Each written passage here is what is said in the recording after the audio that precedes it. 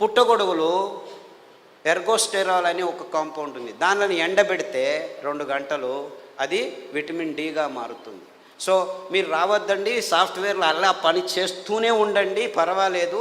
వారానికి ఒకసారి ఎండబెట్టిన పుట్టగొడుగులను నానబెట్టుకొని 1-2 సార్లు తింటే మీకు విటమిన్ డి వస్తుందని చెప్పొచ్చు కదా వీళ్ళు. ఎందుకంటే విటమిన్ ట్యాబ్లెట్స్ నుంచి ఏ జీవము సరిగ్గా పీల్చుకోలేదు. Supplements are no good at all. Vitamin tablets are useless. అయినా $1 బిలియన్ బిజినెస్ చేస్తున్నారు. ఏ జీవసత్తువైనా మీ దేహంలోకి రావాలంటే సరి అయిన ఆహారం నుంచే రావాలి. సో ఆ ఆహార పదార్థాలని గుర్తించి చెప్పాల్సిన ఈ విజ్ఞానుల రెస్పాన్సిబిలిటీ ట్యాబ్లెట్లను అమ్మేదానికి వాడుకుంటున్నారు. ఇంతే, ఇంకేమీ లేదు. ఒకరోజు ఊదులు, ఒకరోజు అరికెలు, ఒకరోజు కొర్రలు, ఇంకొక రోజు అండు కొర్రలు తిని మునగాకు కషాయం, చింత ఆకు కషాయం, రావి ఆకు కషాయం, వేప ఆకు కషాయం తాగితే అది ఆడవాళ్ళు పీసీఓడి ప్రాబ్లం కావచ్చు, అంటే అండాశయంలో ముట్టయితే ఆగదు, ఆగితే రాదు. ఇలాంటి సన్నివేశమైన వీర్యకణాలు లేక మగవాళ్ళకి ఇప్పుడు ఆడవాళ్ళతో సంభోగం చేయాలంటే శీఘ్రస్ఖలనాలు, అదంతకదే లింగం ఆగిపోవటం, సన్నగా అయిపోవటం, రక్త ప్రసారం జరగకపోవటం, ఇలాంటి ప్రాబ్లమ్స్. Viagra $1 billion business. అదే సాక్ష్యం. నేనేమి కట్టుకథలు చెప్పట్లేదు. ప్రపంచమంతా, మన దేశం ఒక్కటే కాదు. అంటే మనిషికి రోగాలు ఎక్కువ అవుతున్నాయి, రోగాల వయోపరిమితి తక్కువ అవుతుంది ఒకవైపు అయితే, మనిషి తత్వాన్నే మార్చేస్తున్నాయి ఈ ఆహార పదార్థాలని ఏ ఒక్కరూ గమనించట్లేదు, చెప్పట్లేదు. ఆడపిల్లలు 14 ఏళ్లకు ముట్టవలసిన వాళ్ళు 6 ఏళ్లకు ముట్టవడం ఏంటి? 100కి 1 పర్వాలేదు, 100కి 90 మంది అవుతున్నారు. ఆడవాళ్ళ మూతి మీద మీసాలు ఉండనేకూడదు, 100కి 90 మందికి మీసాలు వస్తున్నాయి. ముట్టు సహజ ప్రక్రియ, అంత ఇబ్బందులు ఏమి ఉండకూడదు, 100కి 100 మందికి నొప్పులు వస్తున్నాయి. డాక్టర్ దగ్గరికి వెళ్తే పెయిన్ కిల్లర్స్ ఇస్తారు, అందులో వేసుకున్న వాళ్ళకి 16 మందికి కిడ్నీ ప్రాబ్లం వస్తున్నాయి. 100కి నెల పెయిన్ కిల్లర్స్ వేసుకుంటే 2-3 సంవత్సరాల్లో కిడ్నీ ప్రాబ్లమ్స్ వస్తాయి. యూరిక్ యాసిడ్ ఎక్కువ అవుతుంది, క్రియాటినిన్ ఎక్కువ అవుతుంది, యూరియా ఎక్కువ అవుతుంది. ఇలాంటి ప్రాబ్లమ్స్ నో ప్రాబ్లం, డయాలిసిస్ చేస్తాం రండి అంటారు, మిషన్లు రెడీ పెట్టుకున్నామంటారు. అంటే ఇంత వైజ్ఞానికమైన విషయాలు మన కళ్ళ ముందు, మన ముక్కు కింద జరుగుతూనే ఉన్నాయి. ఏ ఒక్కరూ లేచి అడగట్లేదు, ప్రశ్నించటం లేదు. ఎందుకంటే సైన్స్, విజ్ఞానం అనే ఈ కబంధ హస్తాల్లో ఇరుక్కుపోయాము. అంతా విజ్ఞానమే. ఎక్కడుంది? ఈ వాణిజ్యీకరణ ఒత్తడంలో చేసి ఎవరు నోరు మెదపకుండా చేసేసారు. So what are we doing here? మళ్ళా గొప్పగా జంబాలు, రేపు మన్నాడు పోయి మంగళహరులో సంసారం పొద్దున్న లేస్తే కక్కస్ సరిగ్గా చేయట్లేదు. ప్రతి ఒక్కరూ కక్కస్ చేయాలంటే ట్యాబ్లెట్ తీసుకోవాలి, లేకపోతే వేడి నీళ్ళు తాగాలి, లేకపోతే ఇక్కడి నుంచి అక్కడికి తిరగాలి, బీడీ తాగాలి, సిగరెట్ తాగాలి, కాఫీ తాగాలి, లేదు ఒక పెగ్గు వేయాడు. వాడు డాక్టరే పెగ్గు వేయమన్నాడు, మగ్గులు వేసుకుంటూ కూర్చున్నారు. అర్థమైందా peg mug? This is the nonsense that human race has been indulging in the last 30-40 years. And we are all claiming ourselves to be civilized, educated, and in scientific age. ఏమిట్రా science?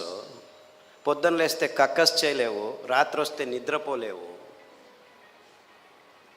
పుట్టగొడుగులు ergosterol అని ఒక compound ఉంది. దానిని ఎండబెడితే 2 గంటలు అది vitamin డిగా మారుతుంది. So మీరు రావద్దండి, సాఫ్ట్వేర్లో అలా పని చేస్తూనే ఉండండి, పర్వాలేదు. వారానికి ఒకసారి ఎండబెట్టిన పుట్టగొడుగులను నానబెట్టుకొని 1-2 సార్లు తింటే మీకు విటమిన్ డి వస్తుందని చెప్పొచ్చు కదా వీళ్ళు. ఎందుకంటే విటమిన్ ట్యాబ్లెట్స్ నుంచి ఏ జీవము సరిగ్గా పీల్చుకోలేదు. Supplements are no good at all. Vitamin tablets are useless. అయినా $1 బిలియన్ బిజినెస్ చేస్తున్నారు.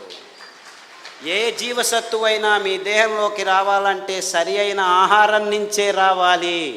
సో ఆ ఆహార పదార్థాలని గుర్తించి చెప్పాల్సిన ఈ విజ్ఞానుల రెస్పాన్సిబిలిటీ ట్యాబ్లెట్లను అమ్మేదానికి వాడుకుంటున్నారు. ఇంతే, ఇంకేమీ లేదు. ఒకరోజు ఊదులు, ఒకరోజు అరికెలు, ఒకరోజు కొర్రలు, ఇంకొక రోజు అండు కొర్రలు తిని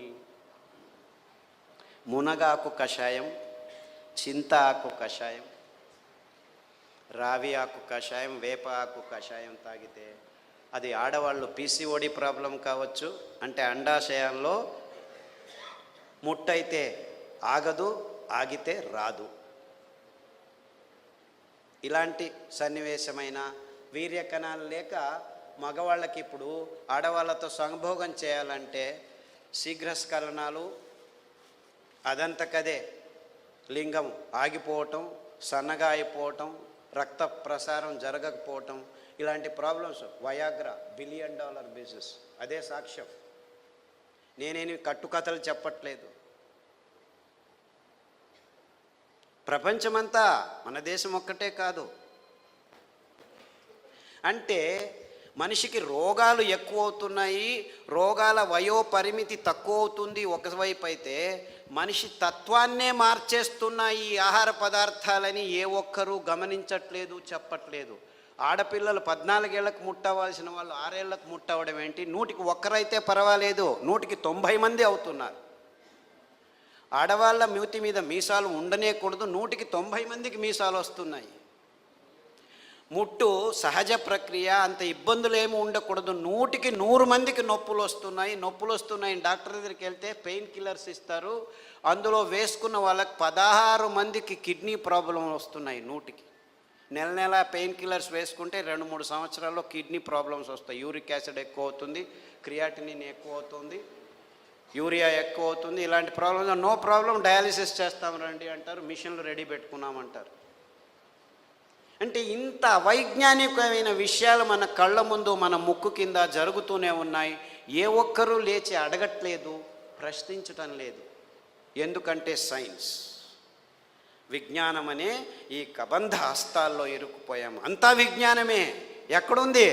ఈ వాణిజ్యీకరణ ఒత్తడంలో చేసి ఎవరు నోరు మెదపకుండా చేసేసారు. So what are we doing here? మళ్ళా గొప్పగా జంబాలు, రేపు మన్నాడు పోయి మంగళహరులో సంసారం పొద్దున్న లేస్తే కక్కస్ సరిగ్గా చేయట్లేదు. ప్రతి ఒక్కరూ కక్కస్ చేయాలంటే ట్యాబ్లెట్ తీసుకోవాలి, లేకపోతే వేడి నీళ్ళు తాగాలి, లేకపోతే ఇక్కడి నుంచి అక్కడికి తిరగాలి, బీడీ తాగాలి, సిగరెట్ తాగాలి, కాఫీ తాగాలి, లేదు ఒక పెగ్గు వేయాడు. వాడు డాక్టరే పెగ్గు వేయమన్నాడు, మగ్గులు వేసుకుంటూ కూర్చున్నారు. అర్థమైందా peg mug? This is the nonsense that human race has been indulging in the last 30-40 years.